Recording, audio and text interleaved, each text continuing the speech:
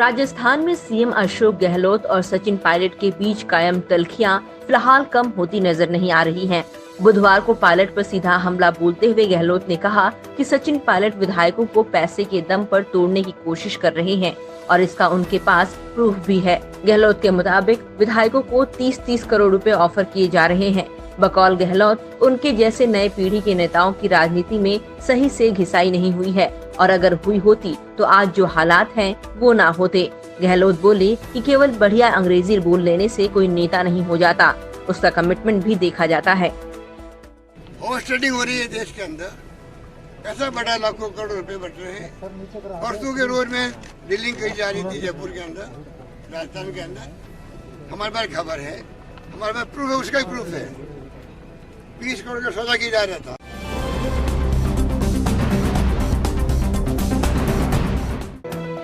सचिन पायलट ने बुधवार को इंडिया टुडे मैगजीन से विशेष बातचीत में अपना पक्ष रखा, साथ ही गहलोत सरकार पर निशाना साधा। पायलट बोले कि राहुल गांधी के कांग्रेस अध्यक्ष पद से हटने के बाद से ही राज्य में अशोक गहलोत गैंग पार्टी में हावी हो गया है। गहलोत के साथियों ने मेरे खिलाफ जमकर मोर्चा खोला और तभी से मुझे स्वाभिमान की रक्षा के लिए संघर्ष करना पड़ रहा है। सीएम की कुर्सी की डिमांड वाले सवाल पर पायलट बोले कि मेरी सिर्फ इतनी मांग है कि मुझे आत्मसम्मान से काम का अवसर मिल सके, जिसमें सत्ता नहीं बल्कि स्वाभिमान की बात शामिल है। बीजेपी के साथ सरकार गिराने के आरोपों को सिरे से नकारते हुए पायलट ने कहा कि इन दावों में कोई हकीकत नहीं है, क्योंकि मैंने राजस्थान में कांग्रेस का परचम लहराने के लिए बहुत मेहनत की है।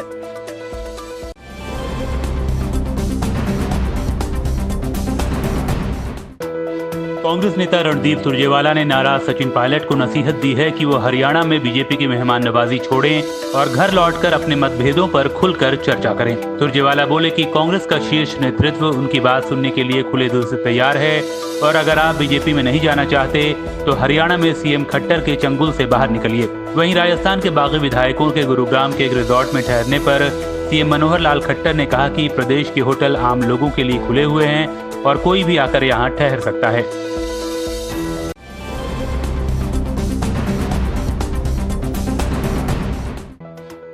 राजस्थान में सीएम अशोक गहलोत से पहली बाजी हार चुके सचिन पायलट आगे क्या करेंगे, इसको लेकर अटकलों का दौर जारी है। हालांकि खुद सचिन ने एनडीटीवी से यह कहकर चौंका दिया है कि मैं बीजेपी में शामिल नहीं हो रहा हूं। राजनीतिक पंडित उनके इन बयानों के अलग अलग मतलब निकाल रहे हैं। दरअसल सचिन की टिप्पणी उस वक्त आई जब कांग्रेस ने पार्टी विरोधी गतिविधियों के लिए उनके खिलाफ कार्रवाई का दूसरा दौर शुरू किया। अब उन्हें नोटिस भेजा गया है, जिसमें शुक्रवार तक का वक्त देकर उनसे पूछा गया है कि क्यों न उन्हें विधायक के तौर पर अयोग्य घोषित किया जाए। इसी के बाद पायलट ने ये भी कहा है कि मुझे बीजेपी के साथ दिखाना पार्टी हाईकमान की नजर में मेरी छवि खराब करने की कोशिश है। इससे अंदाजा लगाया जा रहा है कि एक तो उनके तेवर थोड़े नरम हुए हैं, दूसरे वो अब भी आला कमान से मिलकर मामले को सुलझाना चाहते हैं।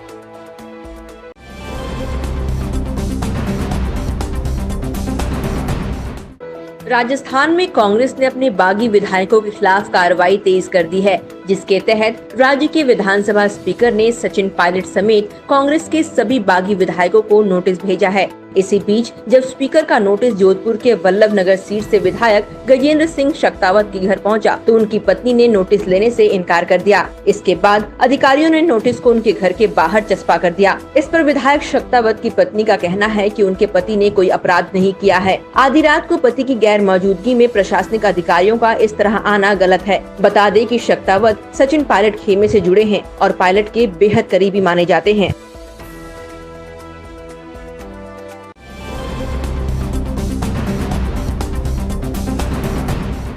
रिलायंस इंडस्ट्रीज के चेयरमैन मुकेश अंबानी ने बताया है कि उनकी कंपनी जियो ने 100% made in India 5G solution तैयार कर लिया है, जो भारत में वर्ल्ड क्लास 5G सर्विस देगा। उन्होंने ये भी बताया कि जैसे ही 5G स्पेक्ट्रम उपलब्ध होगा, हम इसका ट्रायल शुरू कर देंगे। अंबानी ने जियो के 5G सॉल्यूशन को पीएम मोदी के आत्मनिर्भर भारत को समर्पित किया और कहा कि हम इसे अगले साल तक पेश करेंगे।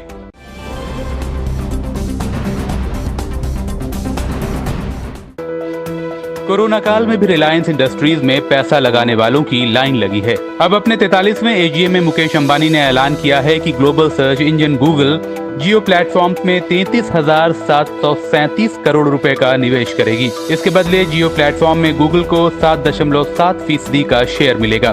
गूगल 14वीं कंपनी है जिसने जियो में निवेश करने का फैसला किया है।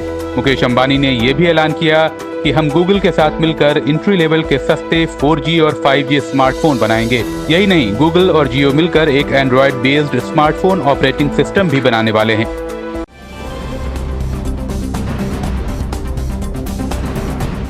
कोरोना काल के बीच अब इम्तिहान के नतीजे भी घोषित कर दिए गए हैं। 12वीं के बाद अब सीबीएसई ने बुधवार को 10वीं का भी रिजल्ट जारी कर दिया है।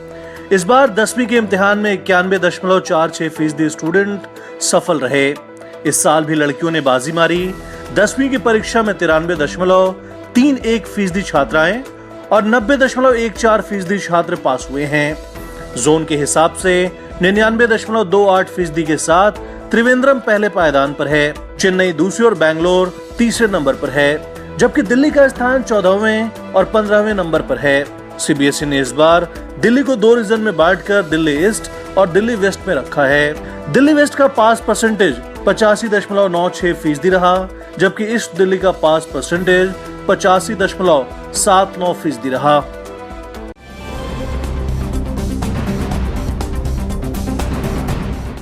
एशियन डेवलपमेंट बैंक ने वर्तमान चुनाव आयुक्त अशोक लवासा को अपना उपाध्यक्ष नियुक्त किया है। 1980 बैच के आईएएस अधिकारी लवासा दिवाकर गुप्ता की जगह लेंगे, जो कि इस पद से 31 अगस्त को रिटायर हो रहे हैं। लवासा की इस नियुक्ति को कई दूसरे चश्मों से भी देखा जा रहा है। दरअसल 23 जनवरी 2018 को चुनाव आयुक्त बने लवासा का फिलहाल 2 साल और चुनाव आयोग में कार्यकाल शेष था और उन्हें अक्टूबर 2022 में बतौर मुख्य चुनाव आयुक्त रिटायर होना था, लेकिन इससे पहले ही उन्हें एडीबी में नियुक्ति दे दी गई। लवासा अगर आयोग में रहते तो उनके कंधों पर यूपी, बंगाल, पंजाब, उत्तराखंड और गोवा के चुनाव की जिम्मेदारी होती। 2019 के आम चुनाव के दौरान लवासा उस समय सुर्खियों में आए थे जब उन्होंने आचार संहिता के मामले में पीएम मोदी को क्लीन चिट देने का विरोध किया था।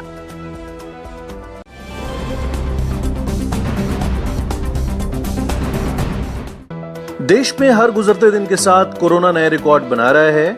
बुधवार सुबह आए आंकड़ों के मुताबिक पहली बार देश में एक दिन में कोरोना के 29,429 केस आए हैं, जिससे अब कुल कोरोना मरीजों की संख्या बढ़कर 9,36,181 हो गई है। बुधवार को भी एक दिन में 582 लोग कोरोना से जिंदगी की जंग हार गए, जिससे कुल मौतों का आंकड़ा बढ़कर 24,309 हो गया है। देश में फिलहाल 3,19,840 एक्टिव केस हैं। हालांकि इन खौफनाक आंकड़ों के बीच थोड़ी राहत की बात यह है कि देश में रिकवरी रेट लगातार बढ़ रहा है। बुधवार को रिकवरी रेट 63.23% पर पहुंच गया। देश में अब तक 5,92,000 से ज्यादा लोग कोरोना को मात देने में कामयाब हुए हैं। कोरोना के बढ़ते मामलों के बीच टेस्टिंग प्रक्रिया में तेजी लाने की कवायद भी जारी है। 14 जुलाई यानी मंगलवार को 3,20,161 नमूनों का टेस्ट किया गया। एक दिन में हुई टेस्टिंग का ये अब तक का सबसे बड़ा आंकड़ा है।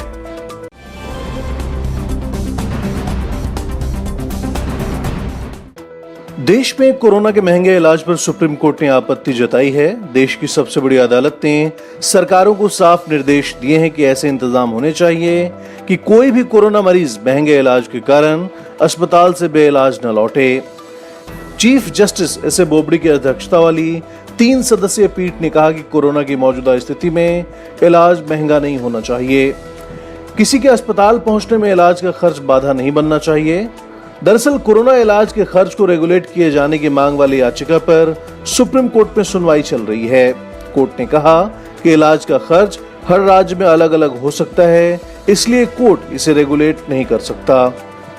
हालांकि कोर्ट ने सरकार से कहा कि वह सभी संबंधित पक्षों के साथ 1 सप्ताह में बैठक करके इलाज खर्च नियंत्रित किए जाने की संभावनाएं तलाशें।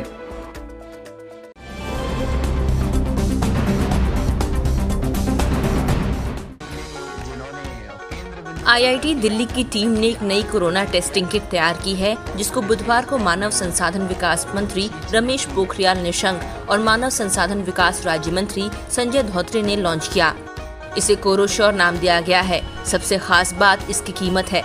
बाजार में ये किट महज 650 रुपए में उपलब्ध होगी। इसमें टेस्ट किट 399 और RNA किट 150 रुपए का होगा। इसे दुनिया की सबसे सस्ती फ्री RT-PCR आधारित कोविड-19 टेस्टिंग किट होने का दावा किया जा रहा है। कोविड-19 सैंपल की जांच के लिए ये किट दूसरे तरह के तरीके का इस्तेमाल करता है, जिसे IIT दिल्ली की टीम ने दिल्ली की pharma company Newtech medical devices के साथ मिलकर तैयार किया है। इस किट से टेस्ट के बाद दूसरी जांच की जरूरत नहीं होगी। रिपोर्ट के मुताबिक ICMR और DCGI की ओर से अप्रूव्ड इस किट से बेहद सस्ती कीमत पर 1 महीने में करीब 20 लाख टेस्ट किए जा सकेंगे।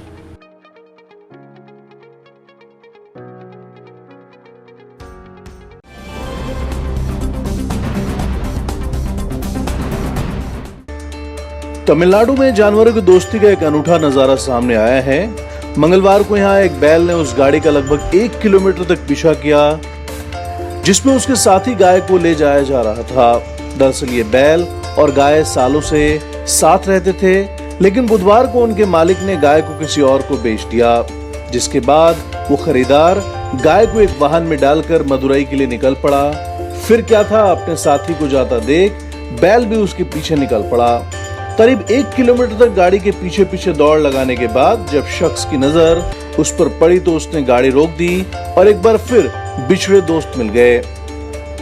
खबर है कि इस घटना के बाद अब ये दोनों साथी हैं।